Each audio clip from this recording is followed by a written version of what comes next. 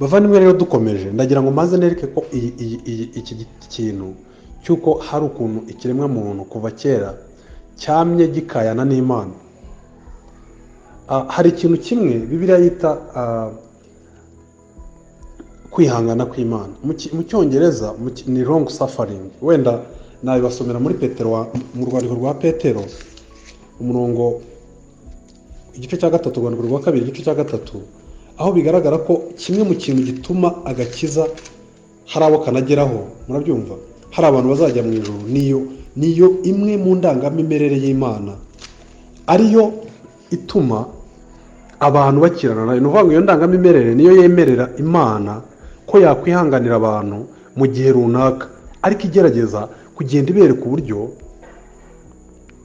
umukiro ugomba guturuka kuri yo, ko twese tugomba kwishyira ku murongo yagennye abantu bagomba gukirizwamo. Murabyumva? Ariko iki kintu cyo kwakayana n'Imana cyamye gihari. Nika masomero muri rwandiko mwumve uko birivuga. Rwandiko rwa 2 rwa Petero igice cya 3 mu Cyongereza. Haravuga ngo umurongo wa 9, the Lord is not slack concerning his promise, as some men count slackness, but is long suffering to usward. Reka mbisubiremo. The Lord is long suffering to usward.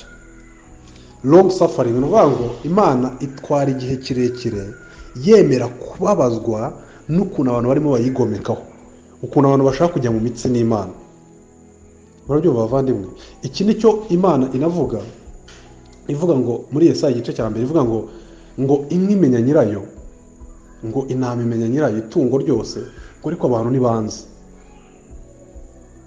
Mwene muntu kuva ubwo yagwagwa mu cyaha cya Adamu yahise atangira gutera Imana umugongo, atangira ubundi kuyihiga no kuyirwanya. Byigaragariza mu byo akora yego, ariko iki si ikintu cyadutse uyu munsi. Ariko iyo mimerere y'Imana yitwa long suffering niyo ituma abantu nyine badashiraho umunsi umwe. Ubundi ukuntu Imana iteye, iramutse idafite iyi attribute yitwa long suffering, Bibiliya yari kurangira ku gice cya 2 cy'itangiriro, kuko Imana yari guhita yica Adamu na Eva. Ubwo se Bibiliya yindi yari kuba yandikirwa iki?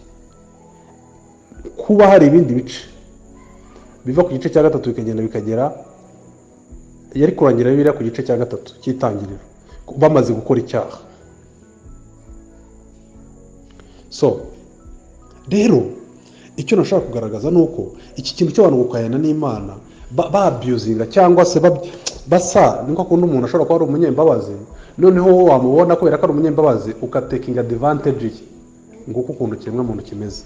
Ariko ibi si ibintu bizamara igihe, kubera ko Bibiliya yivugira ubwayo ko Imana isa wayigeranya n'umuntu ufite ibiganza bibiri bihanitse ahamagara.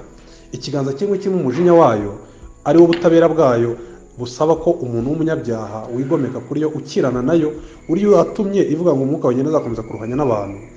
Ikiganza kimwe kirimo imbabazi, ikindi kirimo umujinya wayo. Vuba aha rero nk'uko biri bigaragaza ibiganza byombi zabirekura. Paul avuga ngo ducunguze uburyo umwete. Yabaga bizi kuki bavuga gucunguza uburyo umwete? Nuko turi mu gihe cy'imperuka. Kera abambere ko Kristo aza bari bategereje ko azaza. None rero yamaze kuza, yarapfuye yarazutse, yagiye mu kwicara iburyo bw'Imana. Uyu munsi rero umuntu udasobanukirwa ngo amenye neza kandi abyizere bidasubirwaho inzira y'umukiro, nta kindi ategereje kuko Kristo yamaze kuza. Niyo mpamvu yari iminsi y'imperuka. Iyi Mana rero ifite ibiganza byombi, kimwe kirimo umujinya wayo, ikindi kirimo urukundo rwayo, izabirekura byombi. Ukuboko kw'imbabazi kwahamagaraga ikudropinge, ukuboko k'umujinya w'Imana udropinge, ubundi yose uko yakabaye yiture ku muntu, imurimbure koko. Hari abantu bajya babikinisha bakagira ngo ikuzimu ngo ni kwa Satani, baragushuka. Uzasome Abaroma 16, haravuga ngo mu minsi ya vuba Imana izajaragura umutwe wa Satani munsi y'ibirenge by'abera. Ntabwo ari kwa Satani, ahubwo tujye tuvuga ngo naho Imana ariko aho izahanira Satani, wowe nawe mujye hamwe, mwese mujye guhanwa. Ariko ntabwo ari kwa Satani. Byaba ari byiza Imana itari yukagenda ukibanira na Satani mugakora ibirori, ariko siko biri. Ni kuzimu naho Imana, ahubwo naho yerekeza umujinya wayo wose, naho abajya mu ijuru, naho yerekeza ubuntu bwayo bwose. Bimwe abantu bavuga ngo inzira zose zigera ku Mana, nibyo koko, ariko inzira imwe niyo ikujyanayo nk'umwana wawe ujya mu ijuru, iyindi nzira ikugezayo nk'umujura ribu yafashe arimo akwepa. So uku rero guhangana n'Imana Bibiliya kuvuga ahantu henshi, wenda ndaza reka mbere kuri kiriya cyanditswe dufite mwumve. Bibiliya iravuga buri gihe Imana igaragaza ko ikibazo umuntu afite atari ubujiji, atari ubukene, atari uko atazi ikibazo, ahubwo mwumve uko Bibiliya ivuga. Iravuga nk'aha mu Baroma igice cya 10 ivuga ku bantu badakijijwe, iravuga ngo kuko ubwo bari batazi gukiranuka kw'Imana uko ariko bagerageje kwihangira gukiranuka kwabo ubwabo. Ariko mwumvaho umurongo ikibazo kiri, bituma basuzugura gukiranuka kw'Imana. Bavandimwe, kubaho utazi neza ko uyu munsi upfuye wajya mu ijuru, utazi neza ko wowe na Kristo mwomatanye bidatuye ku mirimo yawe, ukivuga ngo Dawidi ngo icyamujyanye mu ijuru wibeshya ngo nuko yari azi kwihana kurusha abandi. Sinzi aho bagikuye. Dawidi we ati hahirwa umuntu Imana ibaraho gukiranuka atabiheshejwe n'ibyo akora. Abantu bakamuvugira ibindi bagashyira amagambo mu kanwa ke ngo nuko yari azi kwihana. Intwari zo kwizera, mwumve bavandimwe, ni intwari zo kwizera, si intwari zo gukora. Buri gihe umuntu wese hano Bibiliya yavuze ngo wihimbira gukiranuka kwe ashaka gukora mu mategeko y'Imana, kumvira iby'Imana itegeka, aba arimo arwanya Imana. Uririmburiza iki? Turaza kureba impamvu ibitera, ariko najya gusoma imirongo hano biratubwiye ngo basuzuguye gukiranuka kw'Imana. Mwibuke iyo tuvuga guhangana n'Imana, iyo tuvuga Imana tuba tuvuga attributes zayo, ibiranga: gukiranuka, urukundo, imbabazi, ubuntu bwayo. So iyo rero hari kimwe mu byo ikoherejeho wowe ukakirwanya, niyo uburwanya mu by'ukuri. Niyo mpamvu mu Bagalatiya Paul abwira Abagalatiya, ntabwo ababwira ngo ndatangazwa nuko mwebwe mwirushya mukajya mu byo gukora imirimo mwibwira ko ari izabaho ubugingo buhoraho. Murabyumva? Ahubwo aravuga ngo ndatangazwa nuko mwimuye Imana. Ntabwo bavuze ngo mwimuye Kristo ya. Mu Cyongereza niho babivuga neza. Reka mbasomere mwumve. Arimo atangara ibyabaye ku murongo wa 6 igice cya mbere, aravuga ngo ndatangazwa nuko mwimuye vuba mutyo mukareka wabahamagariye guhabwa ubutumwa bwa Kristo. Nuvuga ngo uwabahamagariwe guhabwa ubutumwa bwa Kristo, ni ukuvuga ngo bano bantu gufata ubutumwa bwa Yesu Kristo bw'ubuntu bw'Imana bakabuvangamo iyindi mvange. Bibiliya ibyita, murabyumva bavandimwe, gutera umugongo Imana. Reka mwumve.